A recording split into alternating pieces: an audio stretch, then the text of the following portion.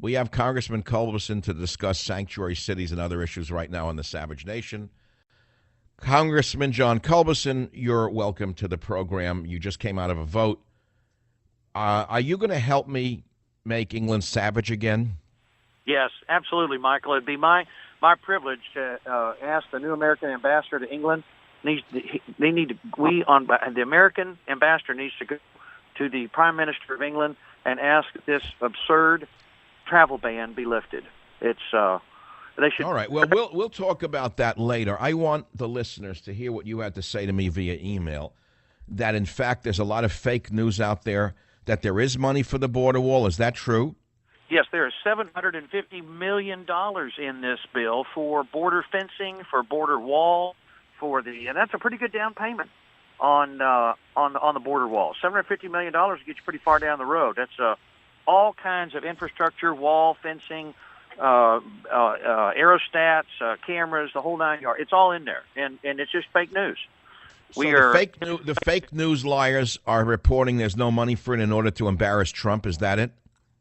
Absolutely. That's the only thing I can figure. And then to say that there's, we didn't deal with sanctuary cities. Sanctuary cities are done. I cut their money off beginning last summer. You and I talked about this. I'm the CFO of the DOJ and have the ability to stand on the air hose of these bureaucrats and block their money until they enforce the law. I stand on their air hose. And Loretta Lynch changed the policy of the Department of Justice. So every state, every county, every city law enforcement agency, if you want federal money, you have to comply with federal law and share information on criminal illegal aliens, criminals in your jail or prison, or you lose all your federal law enforcement money. I did that last summer, and Attorney General Sessions is happily enforcing that new policy as we speak. Now, you say reining in sanctuary cities by enforcing existing law, and right. You cite some outcomes. On February 17, 2016, Miami-Dade County eliminated sanctuary city policy specifically to avoid losing federal funding. But what about San Francisco? San Francisco is no longer eligible for federal grant money in this year, 2017. And in fact, Michael, I got the entire state of California certified as a sanctuary state.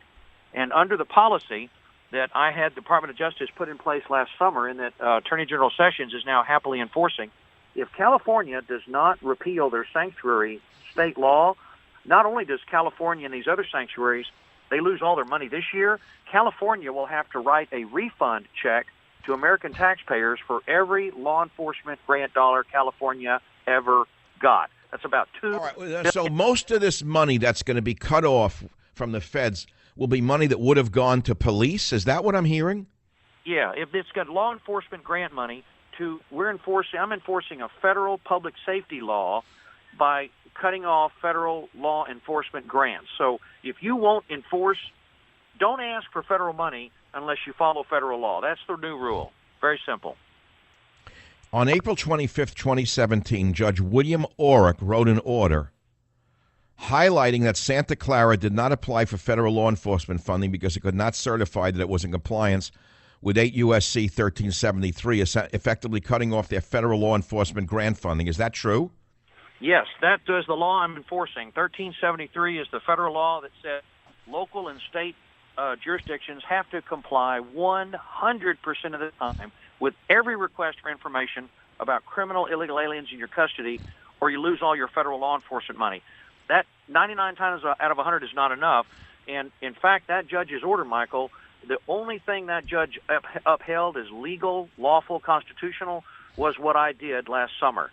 He said specifically the federal government can withhold federal law enforcement grant money if a jurisdiction violates that 1373 law that I... But wait a minute, but Judge Orrick, just a week ago or so, right, stepped on Donald Trump's sanctuary city law, didn't he?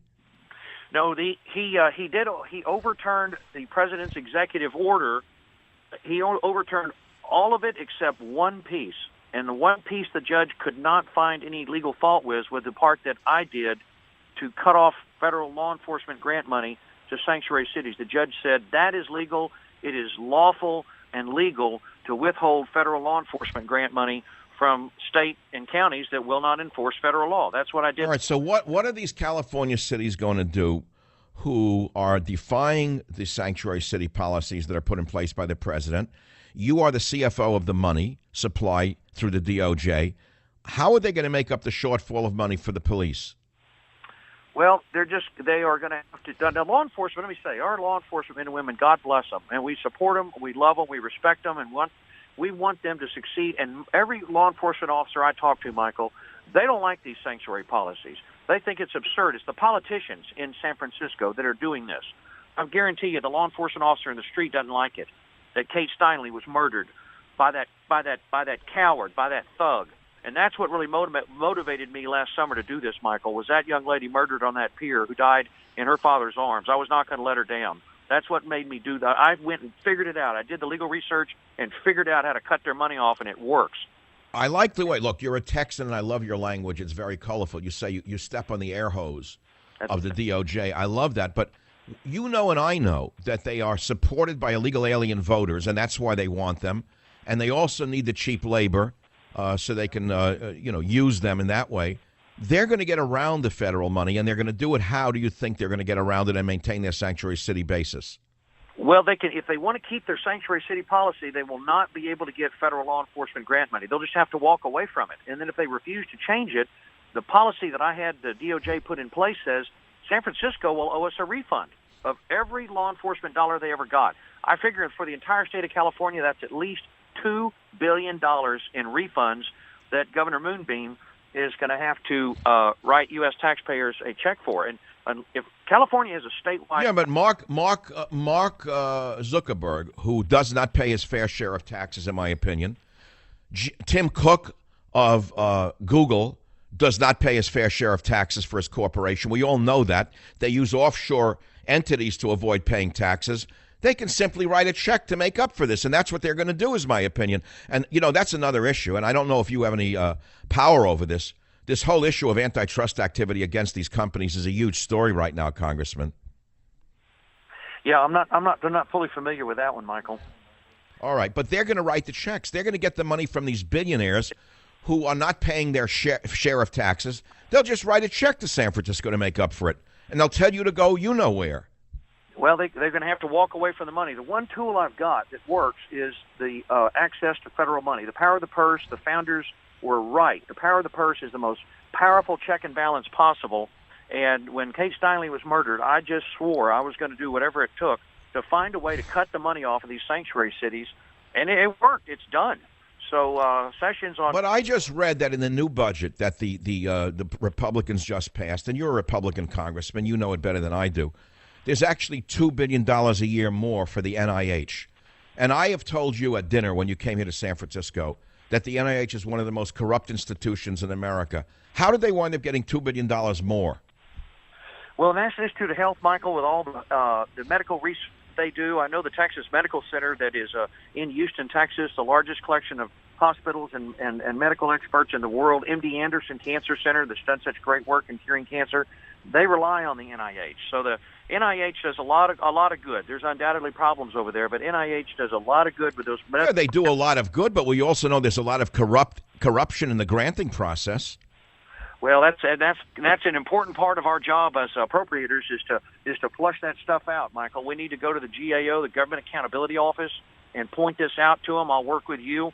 Anything you've got that you can show me, we'll take it right to the account. Oh boy, that's a full-time job. If you put me in as an ombudsman in the NIH, I could find more than $2 billion worth of phony grants, wasted grants, double grants, and people who shouldn't be getting grants.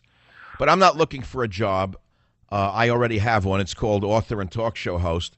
And certainly I'm on your side here. But, there's a lot of equivocation in the audience about this new budget of $1.1 trillion. How did that happen, Congressman Culberson? Well, there's a big increase. That big increase is for the United States military. The Defense Department under Obama had been badly underfunded throughout his entire presidency. He apologized for America. He retreated from the world stage. We led from behind, as he said. It's just an embarrassment. 8 years of embarrassment. Those days are over. President Trump is committed to restore the military, so there's a tremendous increase in funding for the military, a 6% pay raise for our men and women in uniform, which was urgently needed. We increased border security funding, the biggest increase in border security funding in a decade. in this bill. So we're enforcing the law. I got big increases for the FBI in my bill and for the Department of Justice, the Bureau of Prisons, the Marshal Service. Our president now, we finally have a president who will stand up for America and defend us, and a president who will enforce the law. Borders, language, and culture, Michael, like you said from day one. Donald Trump. You know, it's interesting what you're saying because it's the exact opposite of what the fake news media has been reporting. They've been trying to turn Donald Trump's base against him, not only by saying there is no money in the budget for the wall, no money in the budget against sanctuary cities. They even said Nancy Pelosi was celebrating the budget. We don't even know what to think, to be honest with you. That's why I called in. Thank you for having me, Michael, because you are a patriot. You're doing such an important job in getting information out to the American people, those who supported Donald Trump. I think you were one of the very first ones out of the gate.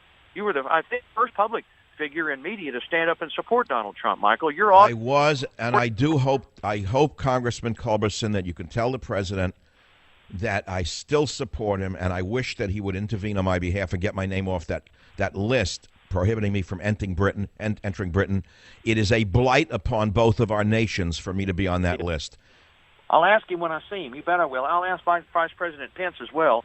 He's a personal friend, but I'll also ask the ambassador. American ambassador to Britain needs to get you off that list, Michael. Well, that would be great. I'll invite you for a glass of beer and a fish and chips when we go over there together. And take those Irishmen with us, because I'm half Irish. Oh, yeah, I will do that. Congressman Culberson, thanks again for being with us on the Savage Nation. He is my only congressman because in California there is no representation whatsoever. It is the most corrupt state in the history of America. A one-party system ruled with an iron